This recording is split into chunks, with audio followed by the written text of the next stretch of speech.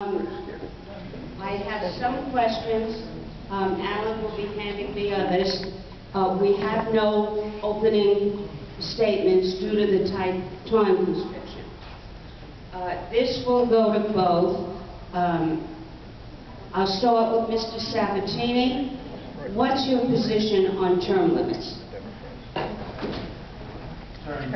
we only have one mic. One and a half. 1.5 minutes. Both the same. Same. My position on term limits has been and remains unequivocal. I have 4 term limits.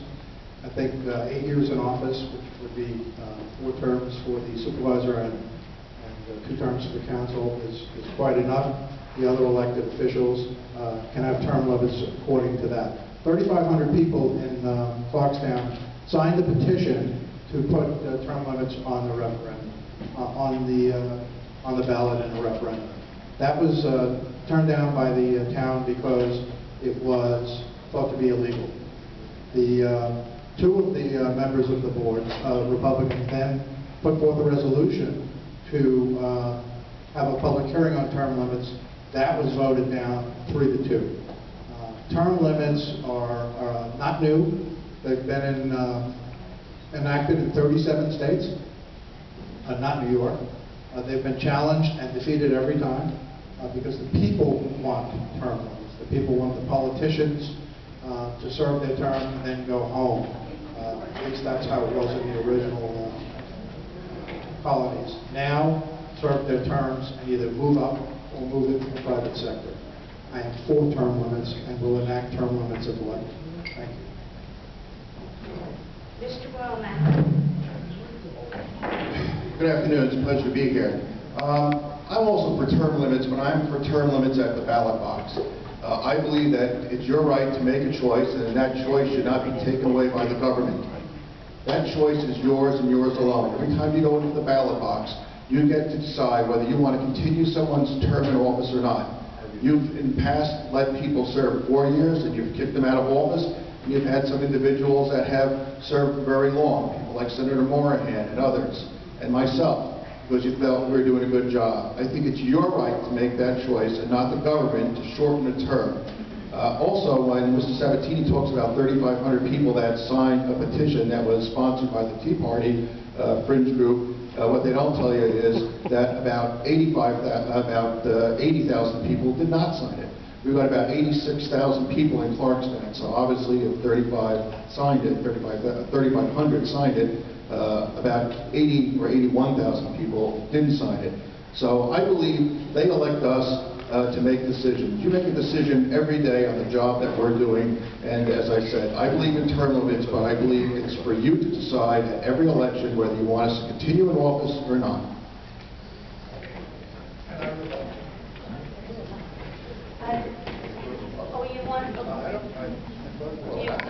The topics, I have 6 questions a minute. Just very quickly, 3,500 people signed.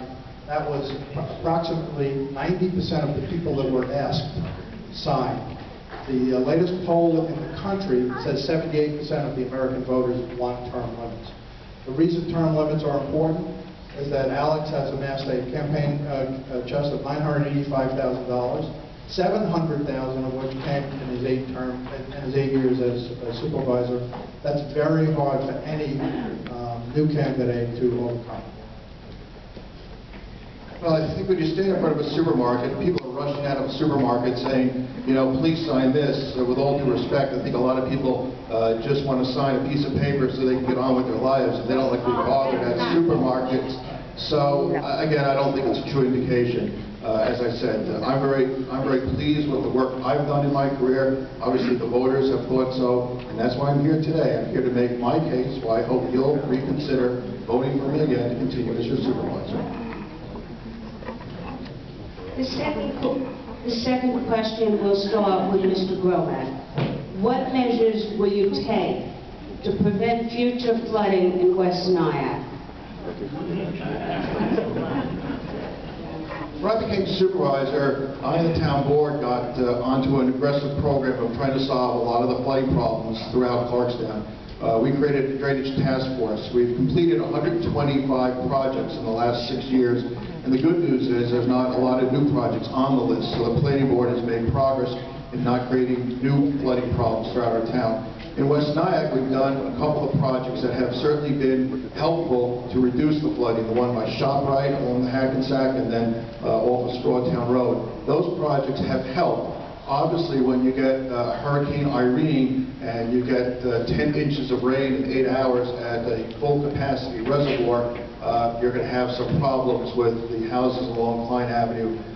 We met about 3 weeks ago with Congressman Elliot Engel and with the New York State DEC. And I know Senator Carlucci, Assemblyman Zabrowski are working with the state DEC to try and come up with a plan where they can release some of the water in the reservoir. That will help. That will not solve the problem. And we're also trying to move forward with the Army Corps of Engineers because the problem with the Klein Avenue area is that that body of water goes from Clarkstown to Orangetown to New Jersey out to the bay. So any project that we would like to do would be the approval of the Army Corps of Engineers because they simply don't want you to solve a problem in one town and create a problem in the other town. So we will continue to work with our state and federal representatives in trying to come up with a plan that will give more relief to that area of West Nyack and further downstream. Mr. Sabatini. Two of my advisors who have been around politics forever, and one of them has been around water forever. That's Bob Dylan and Phil Bosco. I work very closely with them because this is a very serious issue and I need to be brought up to speed on it quickly. I must tell you that they are in total agreement that the problem with Irene was caused by United Water, and it was caused because United Water would not release enough water soon enough to relieve some of the pressure. And of course, you saw what the result was. West Nyack was underwater. I have to tell you, though, that if you look at the Water Elections website and look up donations to Friends of Alex Bromag, that one of the people that donate on a regular basis, believe it or not, United Water. The rest you can see for yourself.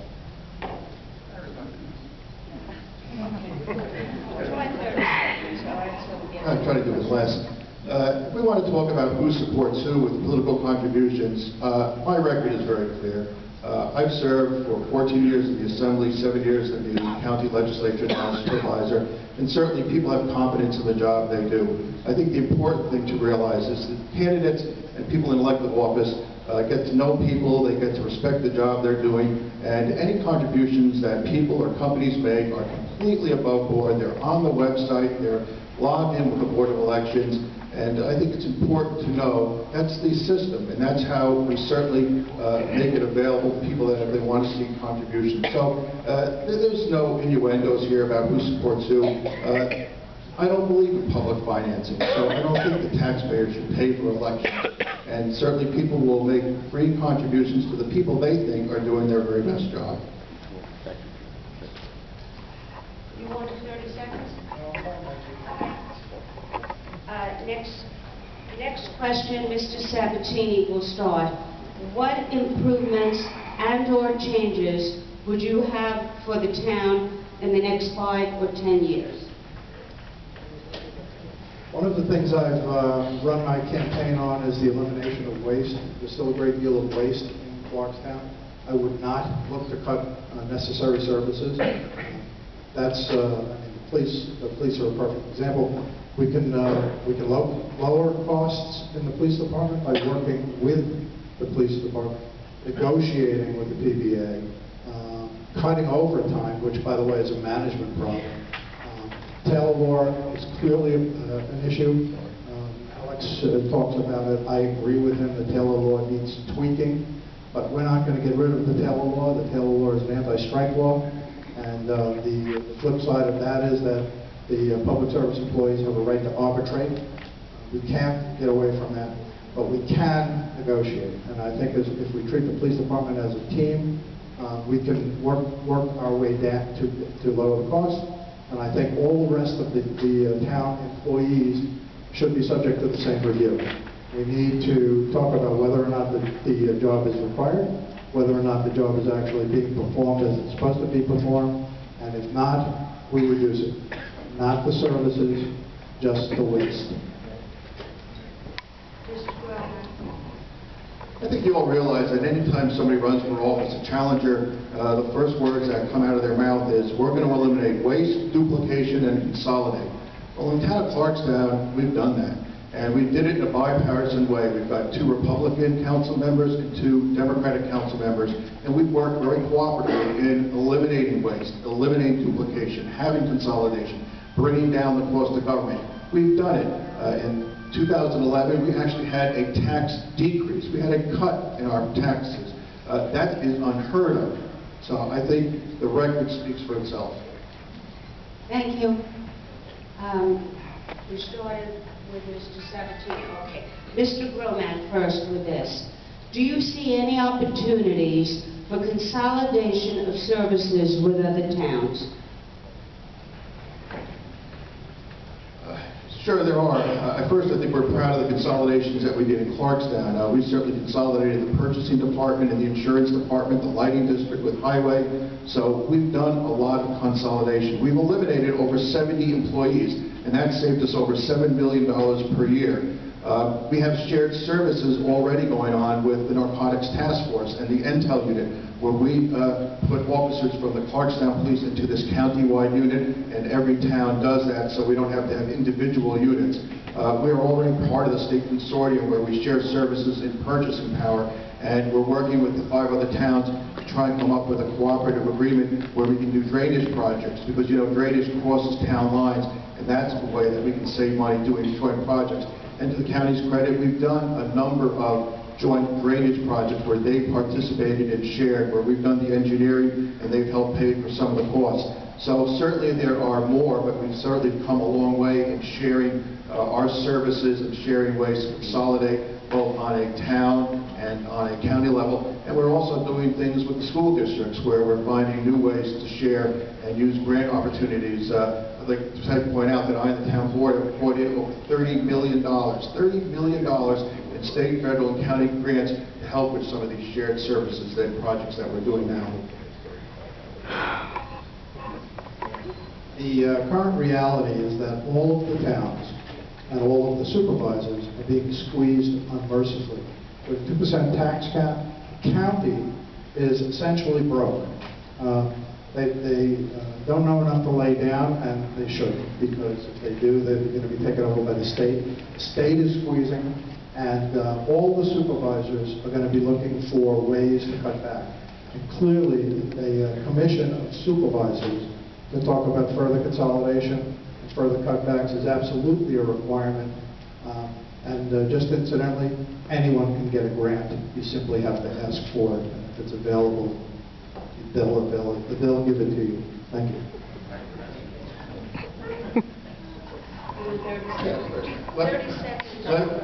Let me just tell you how naive that statement is.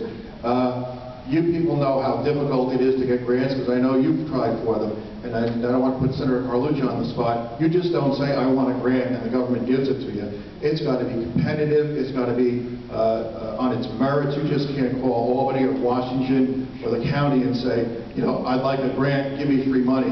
These are very competitive, hard fought, in competition with other communities, not only around Rockland, but around the state. And it is very hard to get $30 million in grants that we've gotten over the last 5 years. You want a 30? No? Okay. This one will be Mr. Sabatini first. How will you involve the community to setting, I guess, in helping setting your priorities? I'm rewording, sorry. It's okay. I think what I've learned in my run so far is that the average voter, the average taxpayer, has no say in Clarkstown. They didn't listen to the term limits petition. They don't listen to Bardonia when Bardonia says, please don't put a 2024 pump quick check in my neighborhood. They simply think that they know better. And I think it's time for the taxpayers to show them that we know better. And if I'm elected, I will have an open door at all times and invite the voters and the taxpayers in to tell me what they think, what they want, and then we'll go from there.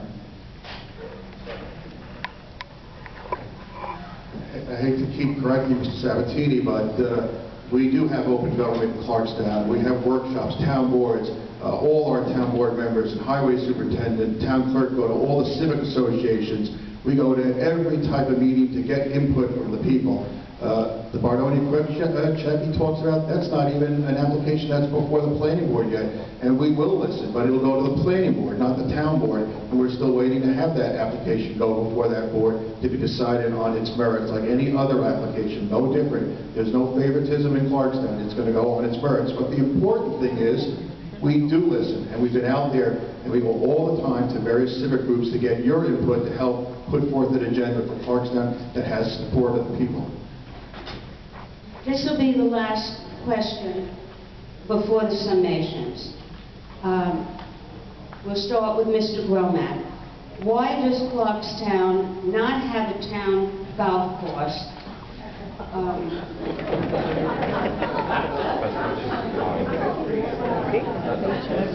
having trouble reading the second one. It's about a traffic light on Smith Street adjacent to the commuter lot. Well, we do have a town golf course, but it's a mini golf course at Jamal's. So we have a 4-mile golf course. But I think I understand the question. Certainly many, many years ago, there was a strong movement in the town of Clarkstown for the town to acquire the Delwood Country Club. And that was a movement back in the 70s, 80s, and 90s where a number of people felt that that would be an ideal town course. Obviously, it was a private course, and it's gone through various changes in ownership and membership, but it does not seem to be on the horizon. A new group has purchased the Delwood Country Club, so for the foreseeable future, it doesn't seem like we'll be able to have a golf course. Clarkstown, it takes about 120 or 160 acres, so other than an existing course like Delwood, it just doesn't seem like we have the land to make a golf course. And what we have done, though, is we've set up some cooperative agreements with Round Pole where our Clarkstown residents can get discounts and use the Spook Rock course. And we can also try and do that with the other 2 towns where we can get discounts for our residents, because they're very eager to have more Clarkstown residents use their public courses. The light on Smith Street, I'm not sure the final part of that question. Somebody wanted a light on Smith Street by the parking. By the commuter I think that was something that we looked at, kind of a blinking crosswalk light with the state DOT, so we'd have to follow up on that. I'm not sure of that. Mr. Sabatini. This is a hurtful question because I'm a golfer. We are in the worst recession since the Great Depression. We have some reserves. The reserves are being depleted. We will run out of reserves. Other towns do not have the reserves we have, and they have run out of what they had. There's no money in the budget, unfortunately, for a golf course. The mini golf course in Jamans actually should be sold to a private party and let them run it. We can't afford that either. And if you look at the mini golf course at Jamans, you can see that it's not kept up. I wish we could have a golf course. I'd love to play on our golf course. Every public golf course in the area is losing money. It's bleeding money, and we just can't afford it. As far as the light, what I've learned from Wayne Ballard is if you have a pressing need for a light, a stop sign, or almost anything else, call Wayne or call the highway department, put the request on the list, and they will get back to you. It may not be a yes, but they'll get back to you. We now have 2-minute closing statements, and both men have drawn lots, and Mr. Sabatini will close first.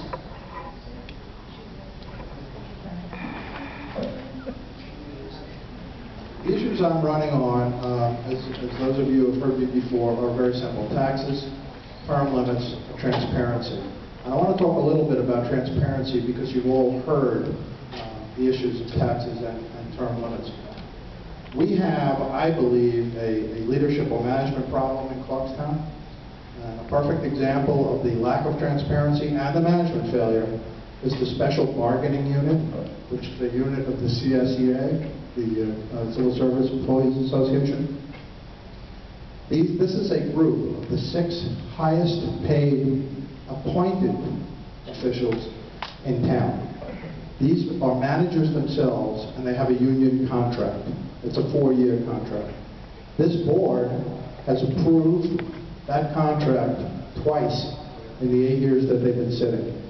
Let me tell you what the contract gives these people. Guaranteed salary increases for the 4 years from 2006 to 2010. Guaranteed salary increases for the next 4 years from 2010 to 14. They are not required by contract to work a 35-hour week. They have a minimum of 4-week vacation. They have unlimited sick days and may accumulate sick days up to 217.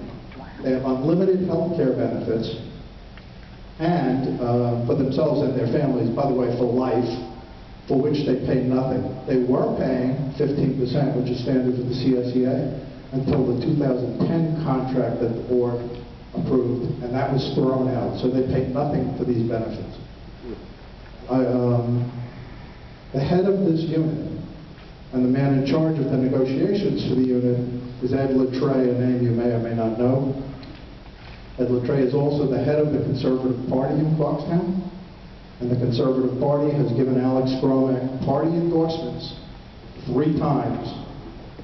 Is that a conflict of interest in your mind? It is in my mind, but I'll leave it to you.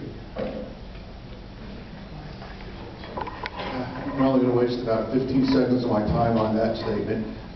Just about everything he said about that is totally wrong. They're not appointees, they're civil service employees. It's a management contract. We got certain givebacks, and some of these individuals have been there 25 and 30 years. Let me talk really about my vision and what I think Clarkstown, where it's headed. This year, we had a 0 tax increase. A 0 tax increase in this economy. We have a AAA bond rating from Standard & Poor's. Even the federal government, the state government doesn't have that, or the county government. We have eliminated over 70 positions. We've downsized our government, 70 positions to save $7 million per year. We have one of the safest towns in the nation through the Clarkstown Police.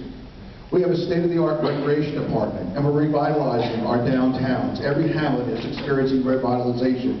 So we're revitalizing the brick and mortar, but more importantly, we're revitalizing the spirit of the community. Clarkstown is a great place to live, and it's a great place to live because we're open, transparent, and have a lot of public meetings. It's open because of the vitality of our workers, and it's open because of the open respect that we have for our public.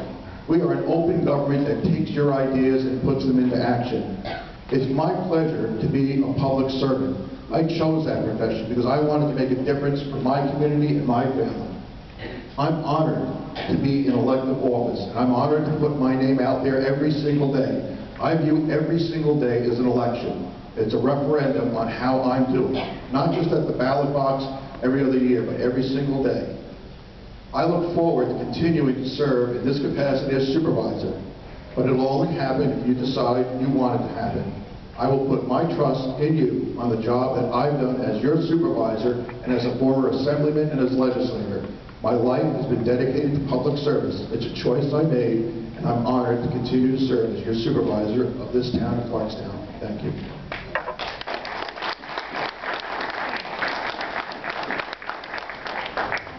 I'm going to introduce some of the other officials that are here. Is anyone here representing the candidate?